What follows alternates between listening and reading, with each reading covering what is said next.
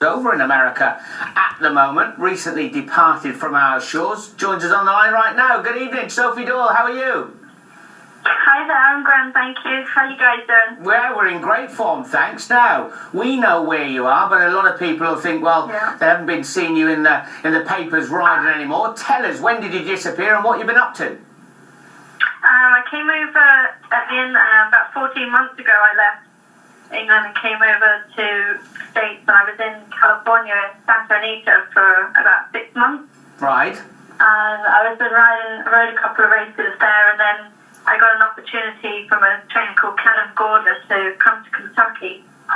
And I've been in Kentucky ever since, and I've been riding at tracks I've been riding at Churchill Downs at the moment, and I just had my first winner on Wednesday.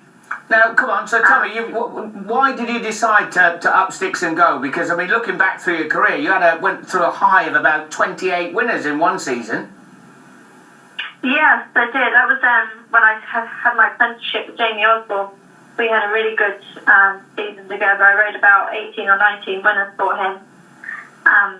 That season went really well, and then I went off out to America for 3 months, had a few rides out there, and then when I came back, things got a bit more tough than it was the previous season, and it's just the lack of opportunities that were happening, so I decided to come back out for another 3 months just to taste the water a bit and see what I'd be able to do if I did move out here. Yeah. And there was a lot of opportunities, and out here they're quite big at using the female jockeys.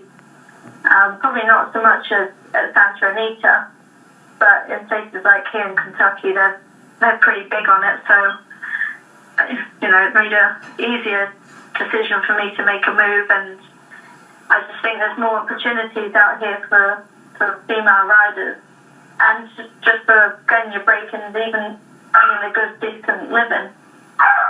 And I mean, there was somebody who asked you to come to Churchill Downs from Santa Anita, but are you sort of basically riding for lots of trainers in the morning? Because a work morning over there can consist of, 5 horses one morning, could be 10 at one morning, can't it? Yes, it can be. Some mornings you're walking around with your agent and you might get on one, or you might not get on any, and then another morning you could be set up to work anything between 5 and 10, or you could be at one track early in the morning. You could be here at Churchill 5 o'clock in the morning and then be gone to Keeneland for the 8:30 break to breeze horses after the break. Right. So you could do 2 tracks in the morning and then go racing. Now, as far as riding in the afternoon goes, you said that you had a winner. We can have a little look back at that winner right now, and you can tell us all about it, Sophie. We are watching you on Jazz and Tap, just turning for home. Yeah, that was, I got to ride him 2 weeks prior to this race, and I finished second on him at 73-1 for Larry Demerit. He hadn't won, this horse hadn't actually won since Jockey One Sires had rode him. So this time to go out here and watch the race that you're watching was a pretty decent race. He stepped up in class. He ran for 30,000 claimer the time before, and this was a 50,000 claimer. And he wasn't the most easiest to get home, but after a bit of asking him from about the 3 pole, he finally picked up down the lane at the 16th pole and got there where it mattered, put his head on the line. Yeah, I mean, hey, that was a decent. You've ridden winners, well, plenty of winners over here. What was that like to sort of get the first one on the board? Oh, it was just as great as riding your first winner in your career. I mean, to ride a winner here at Churchill Downs, where the Kentucky Oaks and the Kentucky Derby is held, it's pretty special. And like a lot of people have said, it's not the easiest thing to do to ride a winner here at Churchill Downs, because the class of horses and the trainers are just as high as places like Santa Anita. Sure. But Larry Demerit has actually been really good to me, and he stuck by me, and he did tell me right from the first day I met him, he said, I will get you your first winner at Churchill Downs. And we did that, so that was really really pleasing. Yeah, hopefully that gets the ball rolling. 2 questions really, Sophie. Yeah. I mean, where do you want to go? How do you want things to snowball? I know we all want it to happen yesterday. And how are you finding riding against the clock? How's your track work in the morning? Are you just a tick of a second out? How much are you getting it down to?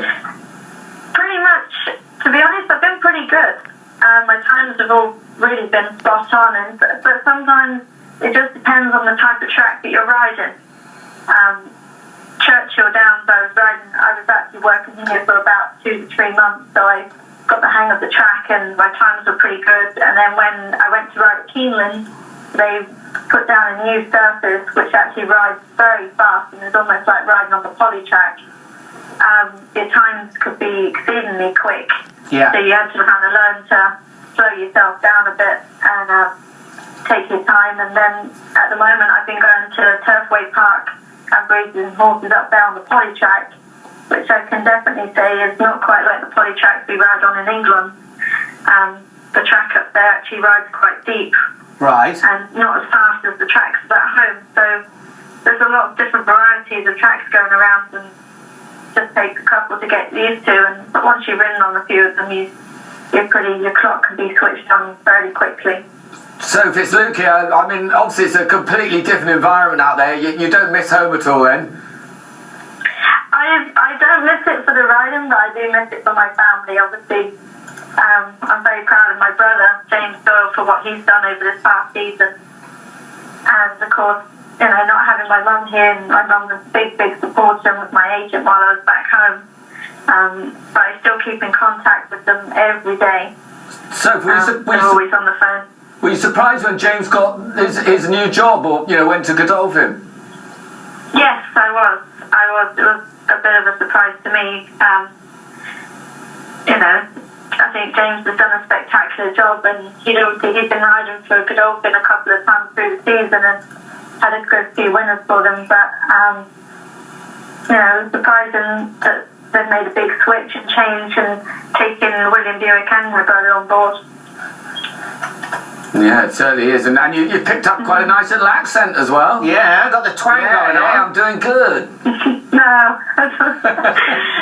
everybody still thinks I'm too posh over here. Still too posh English. It's like, when you hear other English people talking, it's nice. It might remind you of home a lot. It's been a really good decision moving over here, and at the moment things seem to be picking up and moving in the right direction. And this morning I actually spoke to Charlie Presti, who is Wise Dan's trainer. He's asked for me to ride for him at Turfways. Oh, brilliant. For this coming meet, so that'd be really good.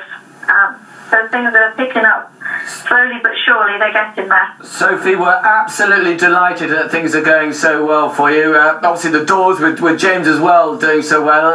It's onwards and upwards. Congratulations. Yes, it is. Thank you. Good on you, Sophie. Any more winners. Good luck. Cheers. Thank you.